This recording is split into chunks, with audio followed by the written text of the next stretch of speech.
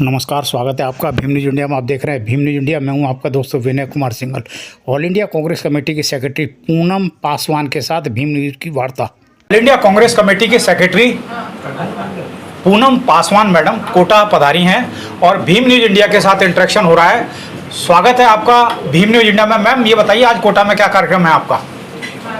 आज अभी मैं जिला कांग्रेस कमेटी की एक बैठक की और ये पहली बार ये कार्यकारिणी बनी है और ये कार्यकारिणी की मीटिंग रही और हमारे इस बैठक में 100% हमारी कार्यकारिणी की सदस्य और हमारे पदाधिकारी सभी थे और हमारे एक्स MP रामनारायण जी, हमारे जिला अध्यक्ष त्यागी जी और हमारे इंदिरा जी जो यहाँ के इंचार्ज थे और सभी ने बैठक को सफल बनाने के लिए काफ़ी मेहनत किए। और साथ में हमारी आज बैठक की मुख्य उद्देश्य जो थी कि संगठन की पहली बार जो कमेटी बनी है वो कमेटी 100% क्या वो हमारे काम किस तरह से काम करेंगे और किस तरह से हम संगठन को मजबूत करेंगे, उस पर हम लोगों ने आज हम लोग विचार विमर्श हम लोगों ने किया है।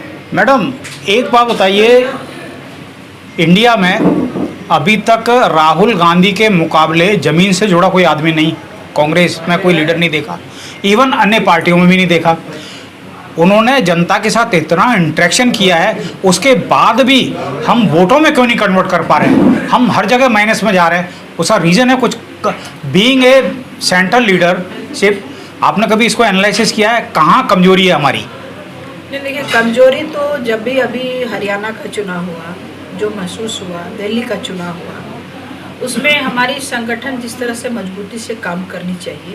आपने अभी अपनी ही बातों में कहा कि राहुल जी ज़मीन से जुड़े हुए हैं और आम कार्यकर्ता की बात करते हैं, दलितों की बात करते हैं, पिछड़ों की बात करते हैं, ट्राइबलों की बात करते नहीं है मैडम, वास्तव में करके दिखाया है उन्होंने। और उनके बाद आप नवी जो नई, मैं बता रही हूँ, जब नई जो अभी संगठन हमारी बनी है AICC की, उसमें मजबूती रूप से सभी को प्रतिनिधित्व देने का काम किए।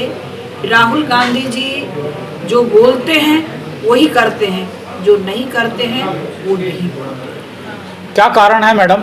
अब या तो ऐसा है आपके कांग्रेस में स्लीपर सेल है, मैंने ऐसा भी देखा है कि कुछ लोग इस कार्यक्रम में जो यहाँ आज आए हैं वो मैंने BJP के कार्यक्रम में भी देखे हैं। नहीं, देखिए, BJP की कई लोगों ने ये इस बात की चर्चा की है और कुछ हमारे मीडिया के साथी भी उन्होंने कहा है कि कुछ लोग जो है पार्टी छोड़ के चले गए, फिर पार्टी में सम्मिलित हो गए। तो आप एक चीज़ समझ जाइए कि घर का ही अगर कोई व्यक्ति अगर रुष्ट होके चला गया, अगर वो माफ़ी मांग के हमारी पार्टी में आए कि मैं माफ़ी मांगता कि मुझसे गलतियाँ हुई, तो पार्टी बहुत बड़ी पार्टी हो, एक संस्था है, पार्टी संस्था एक घर के तरह, एक परिवार के तरह हम लोग संगठन में काम करते हैं। तो अगर वो परिवार के सदस्य हमारे भटक गए हैं तो वो वापस आ गए माफ़ी मांग के, तो मैं सोचता हूँ उनको स्वीकार करते हैं। ग्रास रूट लेवल पर कांग्रेस कमज़ोर नहीं है, आपको नहीं लगता? क्योंकि आज ज़रूरत है कांग्रेस को ग्रास रूट लेवल पर कार्यकर्ताओं को एक्टिव करने की। एक्टिव होंगे तो जनता के काम होंगे। अब क्या कांग्रेस को एकदम भगवान भरोसे छोड़ दिया है? जो आज की तारीख में रूलिंग पार्टी है उसका तो ये आलम हो गया है कि उस पर कोई चेक एंड वॉच ही नहीं है। ये स्थिति है। कांग्रेस का कार्यकर्ता या कांग्रेस के इनडायरेक्ट वे में जो लोग जुड़े हुए हैं, जनता के लोग हैं, वो बड़े हताश है। क्या कहेंगे आप? नहीं, हताश होने की ज़रूरत नहीं है। और जो हमारे कार्यकर्ता, मजबूत कार्यकर्ता है, अभी नगर निगम का भी चुनाव है, MLA का चुनाव है, MP का चुनाव है, सभी लड़ते भी हैं। और जो जितने योग्य हो, जो कर्मठ हो, जो मेहनत पार्टी में करती हो, उन लोगों को हम आगे लाएंगे। मैडम, EVM के बारे में क्या कहना है आपका? देखिए, EVM के बारे में तो मैं इतना ही कहना चाहती हूँ क्योंकि मैं स्वयं चुनाव लड़ी हूँ। मैं बिहार कोढ़ा विधानसभा से मैं प्रतिनिधित्व करती हूँ और मैं जीती भी हूँ, हारी भी हूँ। वहाँ मेरे 2 ऐसे बूथ थे कि अगर वो कांग्रेस को वोट डालते थे तो वो BJP में फूल छापने जाते थे। जब हमारी वोटरों ने जब इसका विरोध किया कि ये हम डाल रहे हैं, जो जिस पंचायत का नाम एक हमारा डिग्री है और एक सादरपुर कला, एक जगह का नाम है जो बड़खाल पंचायत हमारे वहाँ पड़ते हैं। 2 बूथों में इतनी गड़बड़ी हुई कि पता नहीं वो कब से बूथ बीजेपी को फूल छाप को जा रहे थे। लोगों ने विरोध किया, बूथ को हम लोगों ने रुकवाने का काम किया। उसके बाद उन लोगों ने कहा कि नहीं मशीनें खराब हो गई, तो मशीनें को ठीक करा के फिर आगे फिर चुनाव शुरू हुआ। तो आप ये समझ सकते हैं कि जिस बूथ पे उन्हें कई पार्टियां हमारे वहाँ चुनाव लड़ रहे हैं, हमारे यहाँ भी कई कोटा में के अंदर और आपके राजस्थान के अंदर में कई पार्टियां चुनाव लड़ रही है, दिल्ली के अंदर में कई पार्टियां चुनाव लड़ रही है। तो क्यों जब बूथ की गड़बड़ी आती है, ईवीएम की गड़बड़ी आती है, तो फिर फूल छाप ही क्यों वोट गिरता है, ये समझने की ज़रूरत है, ये सोचने की ज़रूरत है। Madam, all India Congress committee कार्यालय में भीम न्यूज इंडिया ने प्रेस कॉन्फ्रेंस एक अटेंड की थी। माननीय मल्लिकार्जुन खड़गे साहब ने कहा था कि हम जल्दी ही ईवीएम के खिलाफ पूरे देश में एक आंदोलन शुरू करेंगे। उस आंदोलन का क्या हुआ? बीइंग ए सेंट्रल लीडरशिप, ये आपकी नॉलेज में होगा, उस विरोध के लिए जो यात्रा निकालने की बात हो रही थी, वो कब शुरू करने वाले हो आप? देखिए, अभी हमारी उसकी बैठक नहीं हुई है, क्योंकि अभी हमारे संगठन पर अभी हाल फिलहाल में चर्चा हुई थी और बेलगांव से हमारी संगठन की शुरुआत हुई है, जो साउथ से। और उसके बाद एक अभी 2 दिन पहले एक बैठक हुई इंदिरा भवन, जो हमारा नई ऑफिस बनी है, वहाँ से हमारी शुरुआत हुई है। अभी जो ईवीएम के खिलाफ आदरणीय नेता मल्लिकार्जुन खड़गे जी ने कहा, हमारे आदरणीय नेता राहुल गांधी जी ने कहा, इस पर बहुत जल्द बैठक होगी और एक तय निर्धारित होगी, ताकि सभी जितने भी पार्टियां हैं, सभी पार्टियां परेशान हैं ईवीएम के खिलाफ और सभी आज खड़े हैं, तो सभी पार्टी से भी बात की जाएगी और कांग्रेस पार्टी एक रणनीति के साथ मैदान में उतरेगी। आपको नहीं लगता हम लोग लेट कर रहे हैं, कांग्रेस लेट कर रही है? नहीं, ये देखिए, लेट जब से पार्टी कोई भी कार्यक्रम की एक रणनीति होती है, आप बिना रणनीति के ना चुनाव जीत सकते हो। मैडम, 3 महीने पहले प्रेस कॉन्फ्रेंस थी दिल्ली में, 24 अकबर रोड पे, and Bhim news was there. उन्होंने, खड़गे साहब ने ये कहा था, दिल्ली विधानसभा चुनाव से पहले की बात है, घोषणा नहीं तो इससे पहले की बात है, कि हम ईवीएम के खिलाफ पूरे देश में बिगुल बजाएंगे। जैसे कि राहुल गांधी साहब ने पूरे भारत को भारत जोड़ो यात्रा में नापा था, ऐसे ही ईवीएम के खिलाफ बिगुल बजाएंगे। लेकिन चुनाव दिल्ली का हो गया, कांग्रेस माइनस में चली गई, अब बिहार आ रहा है, क्या इंतजार कर रहे हैं क्या और माइनस होने का? नहीं, आप सही कहा। आपने खुद अपनी वाणी में आपने इस बात को रखा कि हरियाणा चुनाव हुए, दिल्ली चुनाव हुए, तो अभी आप देख रहे हैं कि जिस तरह से चुनावों की व्यवस्था रही है, उसके कारण पार्टी की रणनीति बनाने में और स्ट्रेटजी जब तक आप बनाएंगे नहीं, तब तक आप इसके खिलाफ एकजुट नहीं हम लोग होंगे। और एकजुटता ये कोशिश है पार्टी की, और हम लोग फिर एकजुट होके और ईवीएम के खिलाफ उतरेंगे, क्योंकि मेरा भी मानना है, मैं 4 साल से मैं इस चीज़ को झेल चुकी हूँ और इस चीज़ को देख चुकी हूँ कि ईवीएम किस तरह से ईवीएम में धांधली की जा रही है। मैम, एक सवाल और है, जब राजस्थान में कांग्रेस की गवर्नमेंट थी, तो चूँकि हम लोग तो मीडिया से हैं, छोटी छोटी सकरी गलियों से लेकर जयपुर के गलियारों तक घूमे हैं, आरएसएस के लोग दावा ठोक के कहते थे कि तुम्हारी कांग्रेस गवर्नमेंट में हमारे काम होते हैं, तुम्हारे काम नहीं होते। और ये हकीकत हमने देखा है चैलेंज करके। कहाँ ऐसा क्या कांग्रेस में कुछ गड़बड़ है क्या व्यवस्थाओं में, या अपने लोगों को चिन्हित नहीं कर पाते, या आइडेंटिफिकेशन नहीं हो रहा?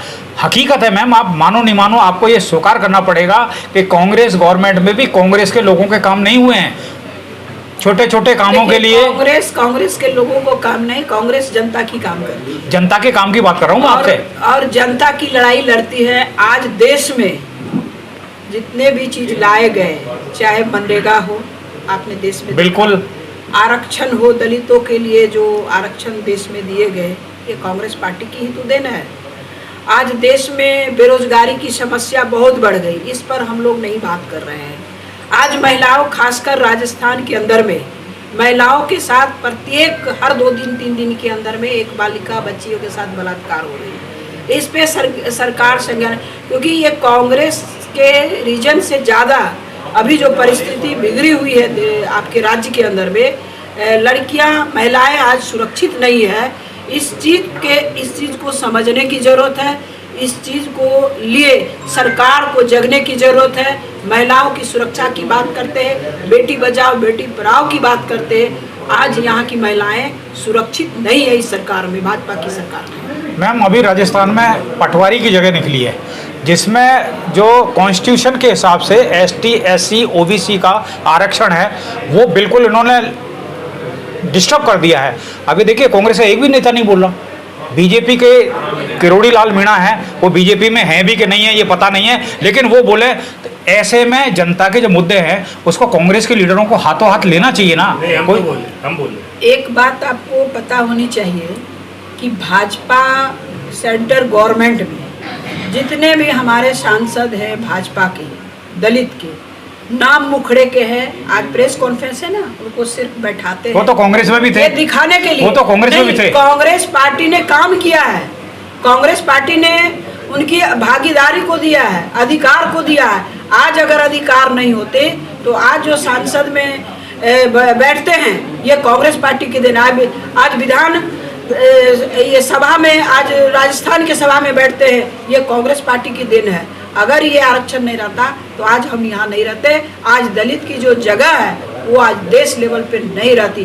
देश में जब लगा दलितों के लिए कि आज हमारे लिए दलितों के आरक्षण पे, दलितों पे खतरा है, तो उन्होंने सड़क पे आने का काम किया। नहीं तो ये तो भाजपा एक षड्यंत्र के खिलाफ, आपने देखा होगा कि जिस तरह से वो हर मामले को वो कोर्ट में ले जाते हैं और कोर्ट के माध्यम से ये बताना चाहते हैं कि हमारी भूमिका नहीं। इनके पास जवाब कोर्ट मांगते हैं, इनके पास जवाब नहीं रहता है। और दलित के समुदाय के सारे लोग, ट्राइबल हो, SC हो, सभी लोग सड़क पर उतरे, तभी तो आज आरक्षण इनकी सुरक्षित है। और ये समझना पड़ेगा पूरे हमारे इस राज्य के दलितों को कि कांग्रेस पार्टी ही आपकी रहनुमाई कर सकती है, आपको सुरक्षा दे सकती है। भाजपा धर्म के नाम पे राजनीति करती है। धर्म के समय बोलते हैं कि आप हिंदू हो, जब आप वोट ले लेते हो तो आप दलित हो, उसको दरकिनार किया जाता है। इस बात को समझना पड़ेगा दलितों को राजस्थान के अंदर में कि कांग्रेस पार्टी ही हमारी सुरक्षा और हमारे सम्मान की रक्षा कर सकती है। मैडम एक क्वेश्चन, लोकसभा में अमित शाह साहब द्वारा बाबा साहब के बारे में जो टिप्पणी की थी, कांग्रेस उसको ढंग से उठा नहीं पाई, उससे पहले कोई दूसरा मुद्दा ला दिया। मैं तो क्या करूँ, यही तो इनकी रणनीति है। तो हम रणनीति, इनकी रणनीति में फंस कैसे रहे हैं? कांग्रेस फंस कैसे रही है? हम नहीं फंस रहे हैं, कांग्रेस पार्टी नहीं फंस रही है, जनता को फंसाया जा रहा है। जनता फंस रही है, जनता वोट दे रही है ना। कांग्रेस पार्टी तो वोट नहीं दे रही है, कांग्रेस नहीं दे रहा है ना, जनता को। मैडम कांग्रेस क्या है? कांग्रेस भी तो जनता ही है मैडम। नहीं, कांग्रेस भी तो जनता है। इसका मतलब ये है कि कांग्रेस जनता के बीच में कॉन्सेप्ट क्लियर नहीं कर पा रही है, जब तो हम माइनस में जा रहे हैं। यही बोलने का मतलब हमारा concept clear Rahul Gandhi ji concept clear है, राहुल जी क्लियर हैं, लेकिन उनका जो मैसेज है वो आम जनता तक डिलीवर नहीं हो रहा, क्योंकि मीडिया मैनेजमेंट कमजोर है कांग्रेस का। आप मानो नहीं मानो, हकीकत है ये। एक चीज अच्छी तरह जान रहे हैं कि राहुल जी ने साफ तौर पे कहा, हमारे नेता राहुल जी ने, कि ऐसे कुछ मीडिया है जो बिके हुए हैं और कांग्रेस पार्टी की आवाज़ों को जो उठानी चाहिए वो आवाज़ों को दबा रहे हैं।